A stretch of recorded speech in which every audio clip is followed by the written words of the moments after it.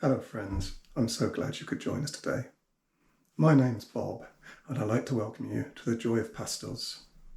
Today we're going to be painting lots of happy trees and we're going to give them friends because everyone loves friends.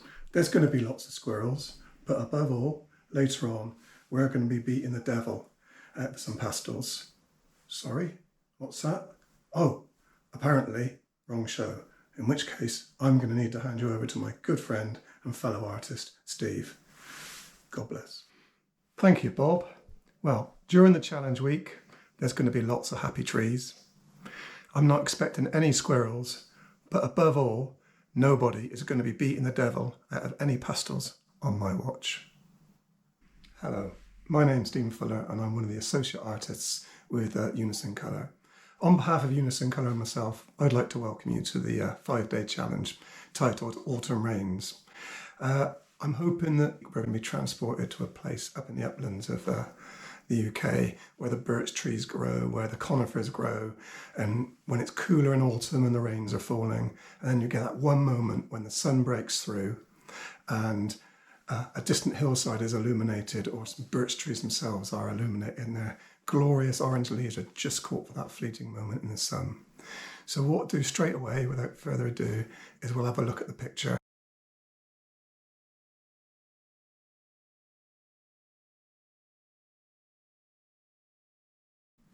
It is a really lovely piece and I hope you all really enjoy giving it a go with me. So the next thing we're going to do is have a look at the materials required and I'll put these up on the screen. Unison Colour have developed a 16 half set called Autumn Rains specifically for this challenge, and you can use that or you can use the individual pastels themselves if you have them in your set. Alternatively, you can use similar colours. The most important thing with the pastels themselves is to get the right tones and each similar colour that you use. Paper-wise, I'm going to be using Canson Intense Touch in a grey colour, but I'd encourage you to use your favourite paper and see what effect that has on the pastel itself. And it'll be great later in the week to see if a more textured paper has come up with a different result. I've listed some pastel pencils that it'd be useful to have, but if you don't have those pastel pencils, don't worry. No need to go out and buy any. We can just use the pastels themselves. Similarly, I've suggested that we're going to use some silicone shapers, but you don't have to have any of those.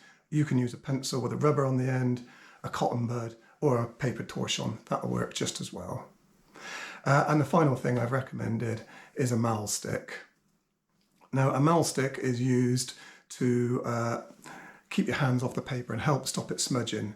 I'm going to show you a picture of it in a little while. You don't have to buy one of those. If you've got a cane and an old sock you can tape on it, that would work just as well. So now let's have a look at the colours we're going to use.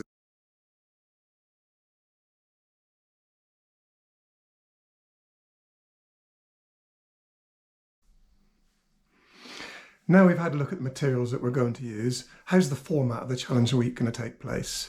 Well, it's going to be held over 5 days and each morning there's going to be a short video released where I'll be developing the picture and slowly building it up stage by stage. Some of it might be a little bit turbocharged just to help us get through it in the time allocated, but it'll be very well explained and you'll know exactly what to do and at what stage.